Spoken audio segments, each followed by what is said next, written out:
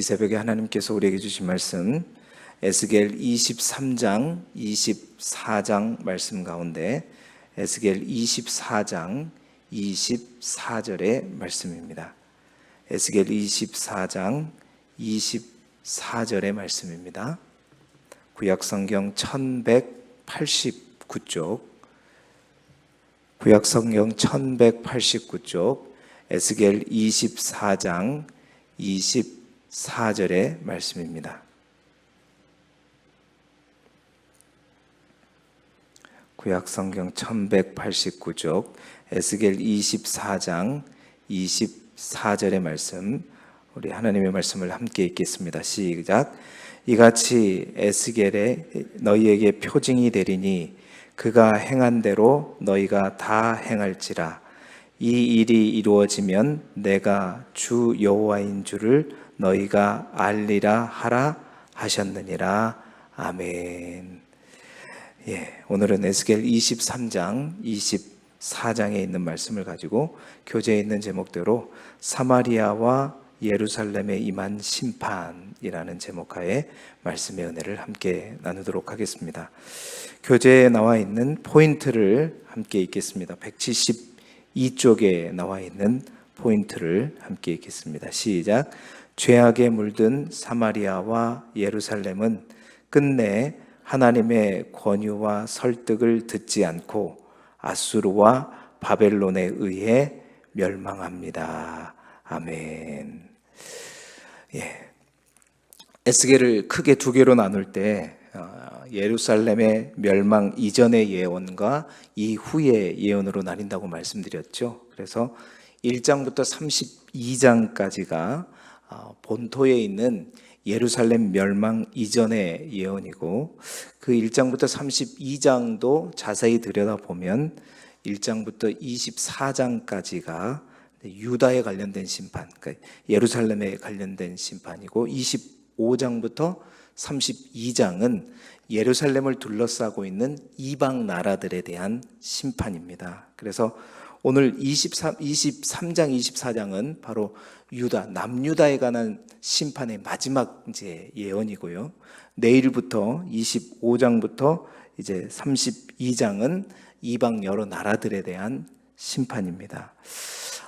내일부터 되는 이방 나라의 심판은 사실 지금 우리가 이제 예언서를 대예언서를 이제 마지막으로 에스겔, 다니엘도 있지만 예언서를 보게 되는데, 이방 나라의 심판은 우리가 자주 이제 봤던 내용이기 때문에 25장부터 32장까지는 여러분 개인적으로 읽어 보시기를 바라고요.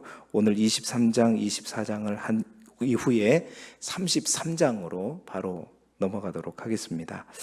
그래서 오늘은 유다 심판에 관한 마지막 예언이 나오고 있습니다.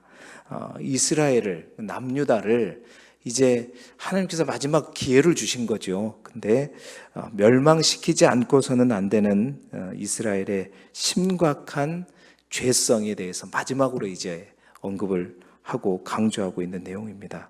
그래서 그들 가운데 있는, 이스라엘 백성들 가운데 있는 죄의 문제를 해결할 수 있는 근본적인 방법이 무엇인가 이제 결론적으로 말씀하고 있는데요. 오늘 말씀에 통해 우리에게 주시는 은혜를 통해서 특별히 이 대림절기에 우리를 위해서 이 땅에 오시고 또 다시 오실 주님을 대망하면서 또 바라보는 이 새벽이 되기를 소망합니다. 오늘 말씀 가운데 우리에게 주시는 첫 번째 메시지가 뭐냐? 죄와의 사귐, 죄와의 사랑은 갈수록 더욱더 깊어진다라는 겁니다. 23장에 우리가 보게 되면 두 여인에 관한 이야기가 소개됩니다. 그 여인은 성경에 보니까 한 어머니의 딸인데, 첫째는 오홀라요, 둘째는 오홀리바라고 하는 이름을 가졌죠. 23장 4절에 보니까 오홀라는 사마리아요. 이제 사마리아라고 하는 것은 북이스라엘을 말하는 거고요. 오홀리바는 예루살렘이다. 그러니까 예루살렘은 남유다를 말하는 겁니다. 그러니까 오홀라는 저 북쪽에 있는 이스라엘이고 두 개로 나뉜 가운데 오홀리바는 남쪽의 남유다를 의미하는데, 이제 5절부터 10절까지는 먼저 사마리아 오홀라의 음행에 대해서 말하고 있어요. 그래서 이 북이스라엘이 아수르라고 하는 나라의 강력한 힘과 또 이 화려한 그 문화에 매혹되어 가지고 처음에는 아수르와 동맹을 하지요.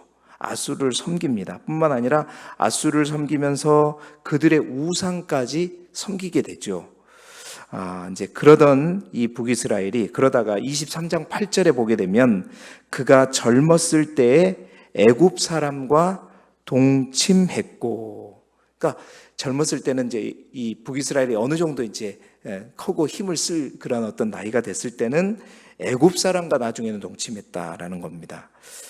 그 이후에 새벽부터 말하기 부끄러운 내용들이 소개되고 있는데, 애굽 사람과 동침했는데 처녀의 가슴이 어루만져졌으며 그의 몸에 음란을 쏟음을 당한 바 되었다. 그러니까 결국 그가 연애하고 사랑했던, 그러니까 어느 정도 쭉 달아오면서 완전히 아수르에게 깊은 사랑에 빠진 거죠. 그래가지고 모든 걸 다 준 겁니다.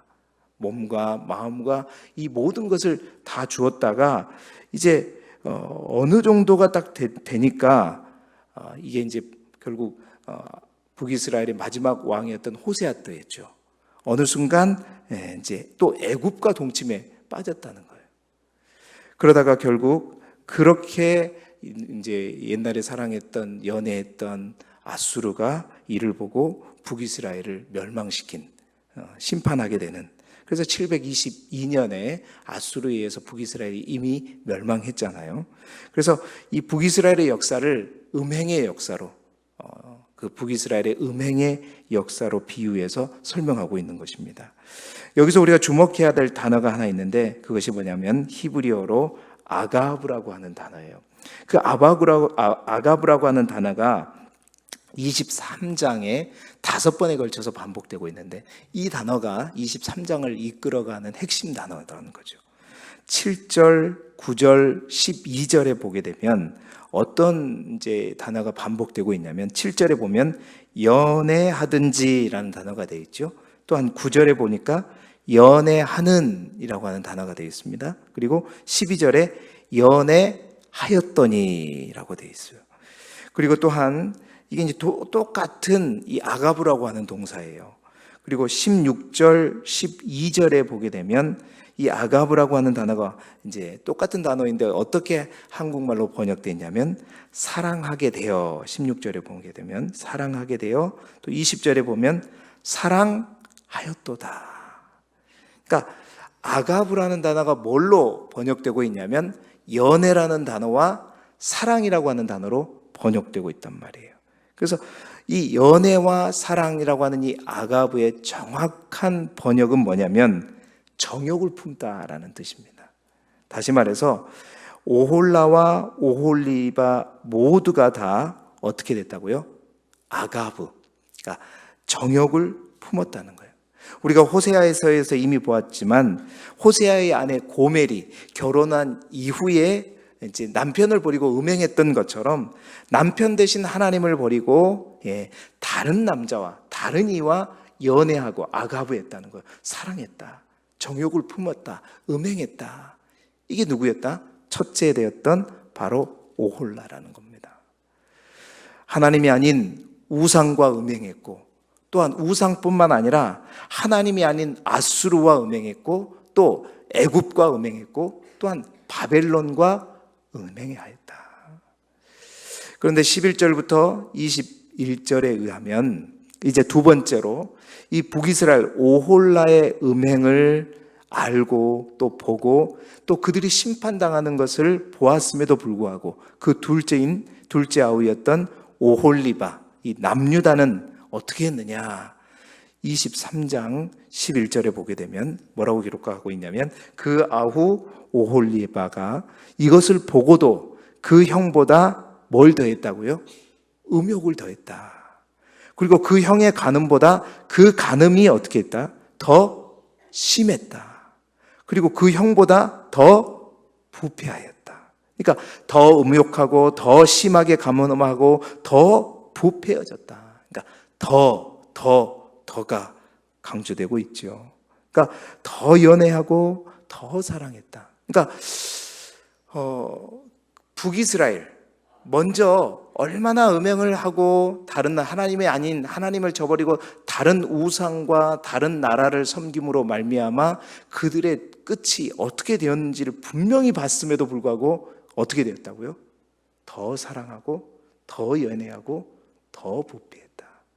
여러분, 이것이 바로 죄입니다. 죄의 성질이에요. 이것이 어찌 보면 죄의 능력이라는 겁니다. 죄가 바로 이 늪과 같다는 거예요. 그러니까 살려고 몸부림치면 칠수록 어떻게 해요? 더 깊이 빠지는 것이 늪이잖아요. 이 늪처럼 죄가 바로 이 늪과 같다는 거예요. 죄를 한번 사랑하면 그 한 번 붙들고 그 죄를 품게 되면 죄는 또 다른 죄를 낳고 그 죄가 갈수록 더 커지고요. 갈수록 더 깊어진다는 겁니다.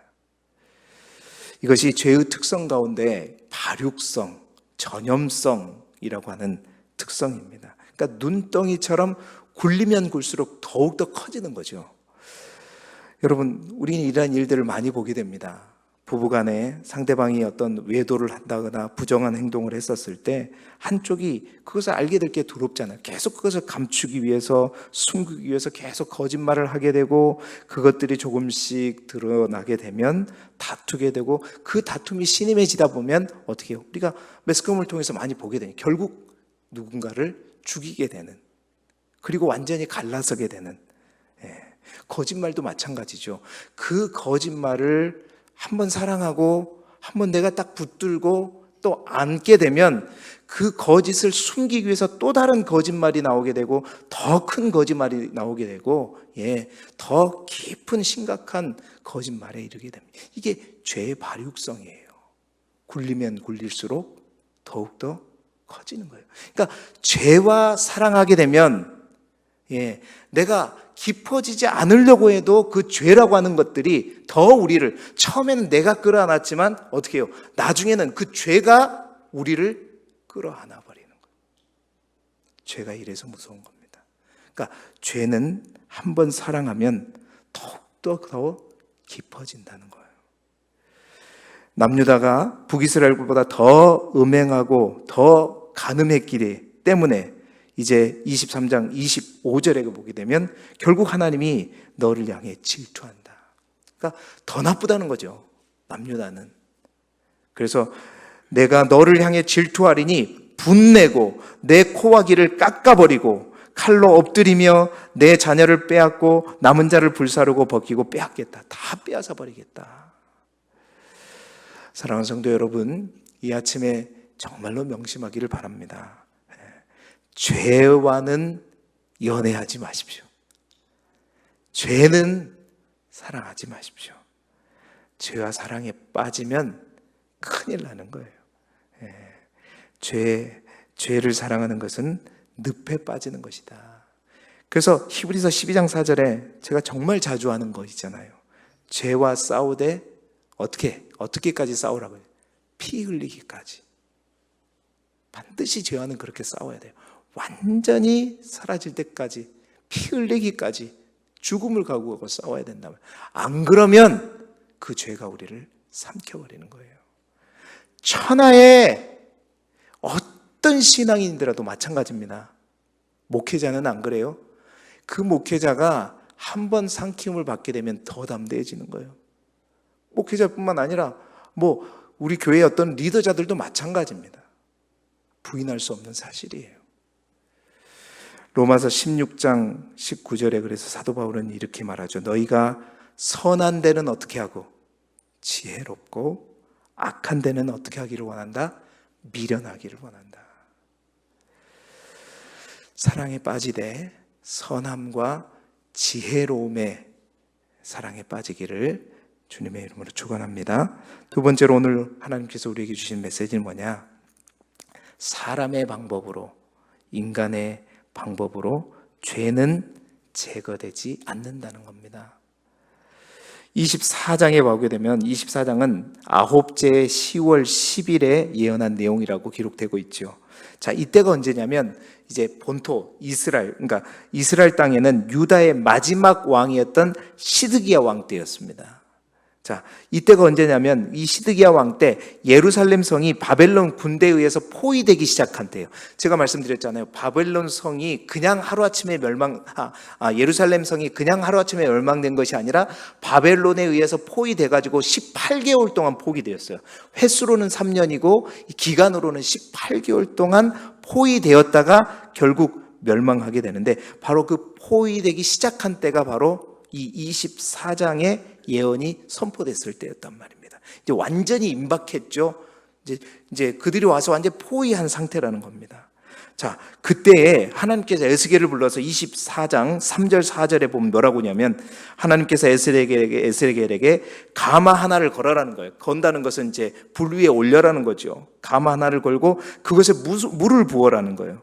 물을 붓고 양 한 마리를 잡아서 그 양을 각을 떠라는 거예요. 그런 다음에 고기의 모든 좋은 덩이를 그 가마에 넣고 뼈도 담고 3대 가마 속의 뼈가 무르도록 삶아라. 요즘에 이렇게 우리가 많이 먹잖아요. 팍 과가지고 그냥 뼈국물에. 근데 이게 그냥 그렇게 맛있게 구하는 정도가 아니라 완전히 그 살이 완전히 녹아 없어지도록, 뼈가 으스러지도록 완전히 끓여버려라는 거예요. 자, 그러면서 이게 어떤 의미인지 6절부터 14절까지 자세히 설명을 해주는데, 이 비유가 여기서 가마는 그냥 가마가 아니라 어떤 가마냐고 얘기하냐면 녹슨 가마였던 거예요. 녹이 쓴 가마. 여러분, 녹이 쓸었다 거기에다가 맛있는 고기를 넣어가지고 삶았다, 여러분 먹을 거예요? 그거 안 먹죠. 그 가마는 녹슨 가마인데, 자, 그 녹슨 가마가 무엇을 의미하느냐? 이 가마는 예루살렘 성읍을 의미한다는 거죠. 예루살렘을 의미해요. 그 녹이라는 건 뭐냐면 죄를 의미합니다. 그러니까 죄에 완전히 물들어 있는 예루살렘을 의미하는 게 바로 녹슨 가마이고, 그리고 고기는 뭐예요? 유다 백성들을 의미하겠죠. 그러니까 그래서 가마에 부를 때는 나무 무더기는 무엇을 의미하느냐? 바로 그 녹슨 가마를 완전히 불로 달궈버리는 심판의 이 도구인 바로 바벨론을 의미하는 거예요. 다시 말해서 죄악에 물든 유다 백성들을 바벨론에 의해서 피 흘리게 하고 삶아서 완전히 소멸시켜버리는 이 의미를 가지고 에스겔에게 하나님께서 마지막 이 상징적인 행위 예언을 통해서 이제 예언을 하게 하는 겁니다. 그래서 24장 10절 11절에 보세요. 고기를 졸여서 녹여버리고, 그리고 완전히 고기가 다 사라진 다음에 뼈를 갖다가 꺼내가지고 완전히 태워버리고, 그 다음에 가마가 이제 비었지요.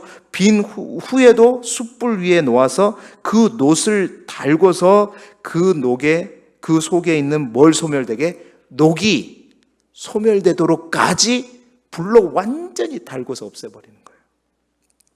그러니까 심판의 불로 결국 죄를, 이스라엘과 함께 죄를 제거하겠다는 하나님의 계획을 말씀하고 있는 거죠. 굉장히 무서운 말씀입니다.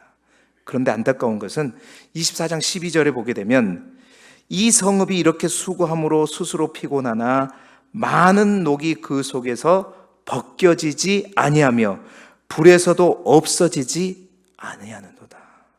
그렇게 삶고 녹이고 졸이고 태우고 달구고 해도 뭐가 안 벗겨진다는 거예요.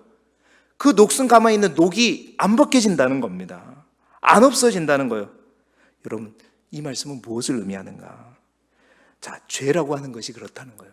순식간에 퍼져가는 그 발육성, 전염성도 있지만, 한번 우리 가운데, 우리 사람 가운데 자리를 잡은 죄는 아무리 우리가 노력하고 수고하고 제거하려고 해도 녹슨 가마에 있는 녹처럼 달구고 버투고 졸이고 태우고 그렇게 해도 쉽게 빠지지 않는다는 거예요. 인간의 스스로의 노력으로는 절대 빠지지 않는다는 겁니다. 그러니까 죄가 얼마나 찰거머리처럼 한번 달라붙으면 안 떨어지냐? 그러니까 죄의 고착성이죠. 네. 전염성이 뛰어날 뿐만 아니라 한번 뿌리 내리면 깊게 뿌리 내린다는 거예요. 여러분, 죄는 가마의 표면에 앉은 먼지와 다르게, 먼지는 어떻게 해요? 한번 닦아버리면 끝나지만 녹이라고 하는 것은 다른 겁니다. 가마가 녹슬기 시작하면요, 그 가마가, 그 녹이 산화되어 가지고 그 가마는 쓰면 쓸수록 완전히 그 녹이 더욱더 번져가면서 완전히 버려지는, 가치 없는 그릇이 되는 것처럼, 인간의 이 죄라는 것이 우리 인간 내면의 본질적인 측면까지 무자비하게 훼손하게 하면서 영혼의 구석구석을 다 갉아먹어 버린다는 겁니다. 그래서 그 죄가 우리의 영혼을 갉아먹게 한 순간, 아무리 우리가 스스로 노력하고 그것을 제거하기 위해 뭐 종교적 수고를 한다고, 열심히 선을 행한다고 해서 그게 된다? 안 된다?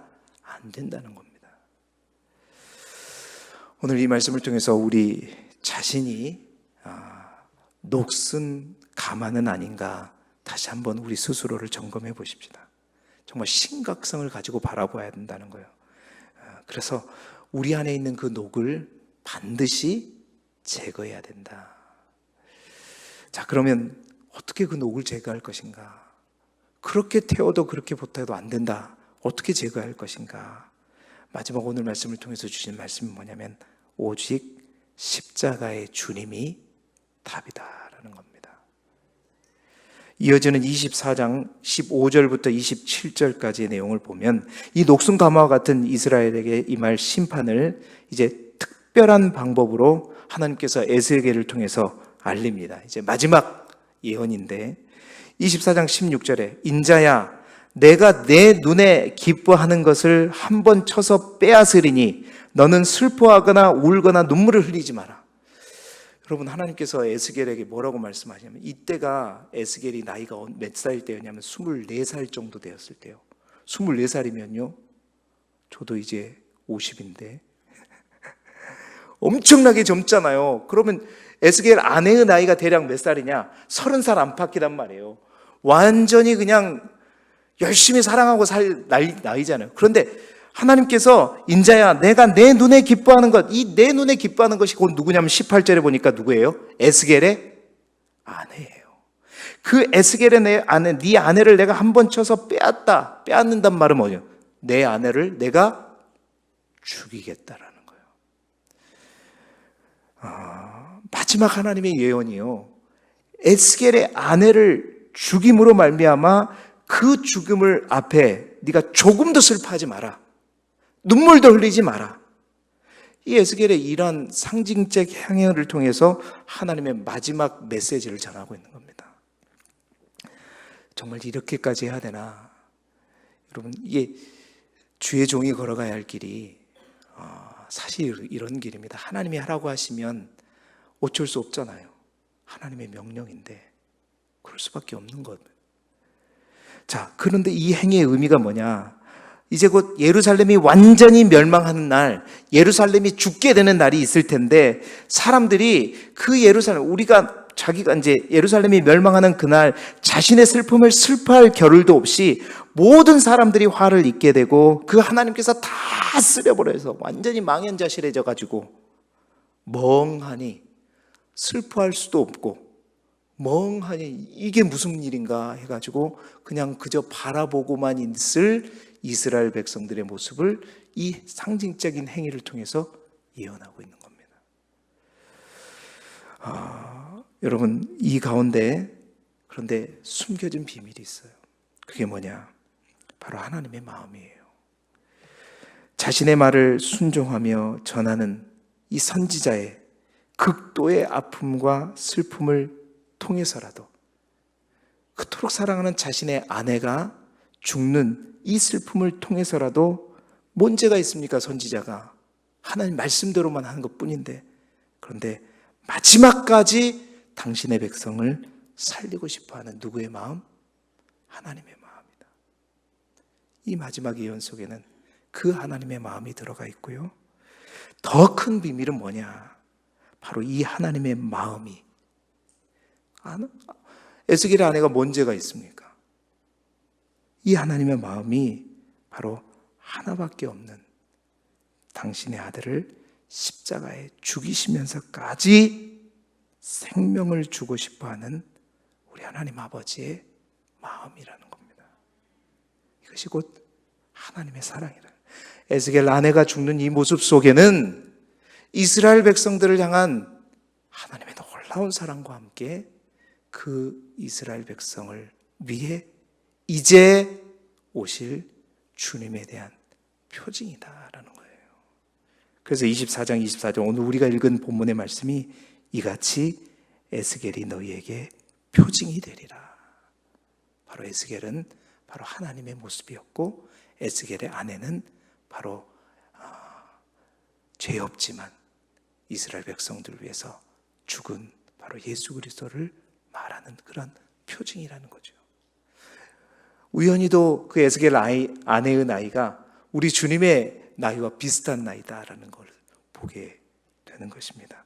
마지막 이 충격적인 예언을 통해서 바로 십자가의 은혜가 숨어 있고 아무리 죄가 전염성이 강하고 발육성이 클지라도 그리고 그 죄가 아무리 뿌리 깊고 철거머리처럼 우리의 영혼에 달라붙어 정말 우리의 스스로의 노력으로 인해서 결코 제거하지 못할지라도 우리를 위하여 죽으신 주님의 십자가 보혈은 녹슨 가마의 모든 녹을 먼지처럼 깨끗이 닦아버리는 것이 우리 십자가의 주님의 은혜이다.